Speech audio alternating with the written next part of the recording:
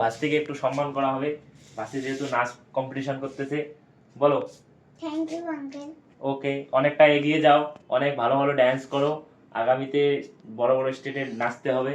ছোট বাচ্চা তো, সবাই একটু উৎসাহিত করবেন। তো বন্ধুরা দেখছেন, এই যে আমার ভাস্তি পুরো কাপড় পরেছে, শাড়ি পরেছে।